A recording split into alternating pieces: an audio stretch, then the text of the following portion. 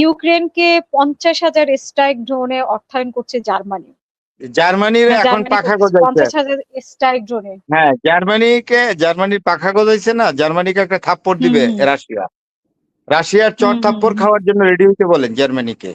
এটা second world ওয়ারে তোমাদেরকে মাটিতে মিশাই দিছিল, তোদের বেটা দুই ভাগ করে ফেলছিল, West Germany East Germany. Berlin শহর দুই ভাগে বিভক্ত করছিল, বার্লিন ওয়াল উঠাইছিল। হ্যাঁ, সেখানে গিয়ে রিগান বলছিল, Mister Gorbachev please please break down this wall, এই কথা বললে তখন আবার এটা এক করছে। আমেরিকা তো যার যখন সুবিধা, আমার কথা যখন এদের যেই সুবিধা হয় সেটাই বলে। তাই আমি ভুলে যাই কেন জার্মানি এই ইতিহাস? হ্যাঁ, যে গিয়ে একেবারে একবারে তুমি ইউক্রেনকে 1000 ড্রোন দিবে, 1000 ড্রোনকে রাশিয়া কেয়ার করে? তোমার মতো জার্মানিকে রাশিয়া, সরি 50,000 ড্রোন, হ্যাঁ 50,000-কে রাশিয়া কেয়ার করে? আমি বললাম তো, পুতিন যেদিন ধরবে না ইউক্রেনকে, সোজা অর্ধেকটা ইউক্রেন নিয়ে নিবে, এবং তার নাম কি জেলেনস্কি, তাকে স্পেশাল বিমানে মস্কোতে এনে তার বিচার করবে। দেখেন আপনি, বলে রাখেন।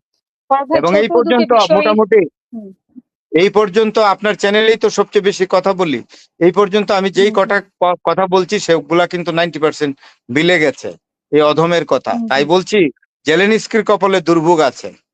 তুমি কেন মানে বকরু সাহেবের লেজ দিয়া কান চুলকাচ্ছ? রাশিয়ার সাথে মিলে ঝিলে থাকতা, সেটা ভালো ছিল। ন্যাটোতে যাওয়ার তোমার এত শখ, ন্যাটো, ওই ন্যাটোর 1 নম্বর সমর্থকটা মারা গেল, লিন্ডসে গ্রাহাম, একটা জায়নবাদী, কট্টর জায়নবাদী, সাংঘাতিক খারাপ লোক। এবং সেই লোক গিয়ে বলছে গাজাতে কোনো শিশু যেন বড় না হইতে পারে, বড় হওয়ার আগেই তাদেরকে পৃথিবী থেকে বিদায় করে দাও, তা না হলে গাজার এই প্যালেস্টাইনি শিশু যদি বড় হয় সেটা ইসরায়েল রাষ্ট্রের জন্য হুমকি স্বরূপ হবে। He was a genocider, he supported genocide in American Congress and Senate. He died on the last 11th of this month. বুঝছেন, সবচেয়ে খারাপ লোকটা মারা গেল। এখন তো আর আলোচনার কোনো সুযোগ নাই। তাহলে মানে আগে যেরকম আমরা দেখেছি যে মধ্যস্থতা।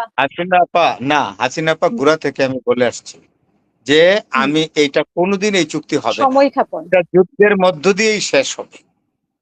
This war will be declined through war, not by negotiation, not in the table of negotiation at all. এটা কেন বুঝে না? বড় যুদ্ধের দিকে আগাচ্ছে যুক্তরাষ্ট্র এবং ইরান। বড় যুদ্ধ না, খুবই ফুল এসকেলেশন হবে না, কারণ ফুল এসকেলেশন হলে অ্যাটম যুদ্ধের অ্যাটম বোমা চার্জের রিস্ক থেকে যায়। বুঝছেন আপনি? অ্যাটম বোমা, সবচেয়ে বড় কথা তো আমেরিকা তো এবং ইসরায়েলের তো ভয় এটাই, ইরানের হাতে বোমা আছে, এটা তো সন্দেহ করতেছে এরা। এবং ইরানের কাছে তো আপনি দেখেন নাই যে জাতিসংঘের যে মানে international atomic energy agency spokes person, উনি বলেছে না যে আমাদেরকে তো এমন জায়গায় মানে ইরান পারমাণবিক ফ্যাসিলিটিস এস্টাবলিশ করে রাখছে, ইউরেনিয়াম তারা রেখে দিয়েছে, ওই জায়গায় গিয়ে ইনভেস্টিগেট করে আমরা কিচ্ছু পাবো না।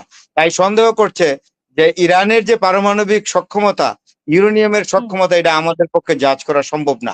এই কথা বলার পরেই তো আমেরিকার মাথাটা গরম হয়ে গেছে। এটা তো 3 দিন আগে বলছে, এইটা আমেরিকা বলছে খাইছে, মানে শেষ হয়ে গেছে রে, এইবার বুধহয় বোমা তৈরি করে রাখছে। এই অধম এই কথা 1.5 বছর আগে বলছিল। এই যে আমি এখন আপনার সঙ্গে কথা বলছি, এই অধম 1.5 বছর আমাকে নিয়ে ট্রলও করছে। এখন আবার তারা করছে, তারা আবার বলছে সরি, আপনার কথাই বোধহয় ঠিক।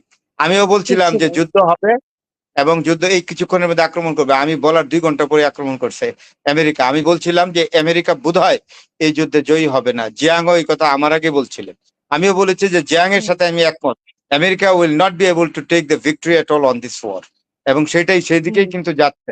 আবারও বলি, যদি বেশি সবচেয়ে বাড়াবাড়ি করে তাহলে ইরান সবচেয়ে সর্বোচ্চ অস্ত্রের ব্যবহার করবে। ইরান তার জাতিকে বাঁচানোর জন্য কোনো দিকে তাকাবে না, পৃথিবীর সভ্যতার দিকেও ইরান তাকাবে না। কথায় আছে না, চাচা আপনা যান বাঁচা, তাই ইরান সর্বোচ্চ অস্ত্রের ব্যবহার করবে। যদি আমেরিকা অতি বাড়াবাড়ি করে, ইসরায়েল যদি অতি বাড়াবাড়ি করে, শুধু তাই নয়, ইসরায়েল রাষ্ট্রটাকে পৃথিবীর মানচিত্র থেকে হাওয়া করে দেবে ইরান চিরদিনের জন্য। বলে রাখ যান আজকে আপনি। এখন মধ্যস্থতাকারী পাকিস্তান তো আর কিছু বলছে না, কারণ কি বলবে? পাকিস্তানের আমি দোষ দিব না, পাকিস্তান অনেক চেষ্টা করেছে। Pakistan left no stone unturned to bring a particular solution, exactly to create peace Pakistan চেষ্টা করছে, হুম, এদিক থেকে আমি পাকিস্তানকে সাধুবাদ জানাই, এর চেষ্টার কোনো হুম, ত্রুটি করে নাই। আমার মনের মধ্যে যদি দুষ্টমি থাকে তাইলে অন্য আমার জন্য চেষ্টা করলে কি লাভ বলেন? ডোনাল্ড ট্রাম্প তো আসলে দুষ্ট প্রকৃতির লোক, তার পরিবার দুষ্ট, তার মেয়ের জামাই দুষ্ট, তার মন্ত্রীরা সব দুষ্ট, একটা দুষ্ট চক্রের মধ্যে সে বসবাস করে। পিট হ্যাকসেট থেকে আরম্ভ করে যতগুলো আছে, মার্কো রবিও, তারপর হইলো উইটকফ, এই সবগুলো হলো হাক্স। আর একটা মারা গেল যেটা সেনেটর, ওটা তো সবচেয়ে ইরানের হুম, বিরুদ্ধে।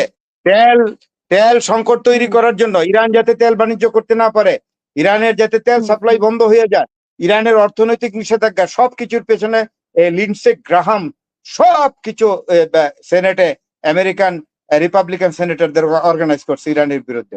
এবং গত হুম, 24টা বছর যাবৎ সে, বোধহয় 22 না 23 বছর যাবৎ সে সেনেটের মেম্বার আছে, এবং সে এইগুলা ইরানের বিরুদ্ধে এবং গাজার বিরুদ্ধে এই কথা এইগুলা সে প্রচারণা চালাইছে। এবং ইসরায়েলকে অতিরিক্ত অস্ত্র শস্ত্র দেওয়া, টাকা দেওয়ার ব্যাপারে সে সুপারিশ করছে সেনেটে। সেই লোকটা 11 তারিখে হুম, মারা গেল। এগুলো হলো পৃথিবীর অভিশপ্ত ব্যক্তি, মানব সভ্যতা হুম, হুম, বিধ্বংসকারী এবং গণহত্যার সমর্থনকারী। আল্লাহ উঠাই হুম, নিয়ে গেছে। হুম, আল্লাহর বিচার, আল্লাহর মার বান্দার আল্লাহই বাইরে, করেছে। হুম। আল্লাহই করেছে। আল্লাহর তো পাগল আমরা আসলে আল্লাহ বেঁধে ফেলছে। হুম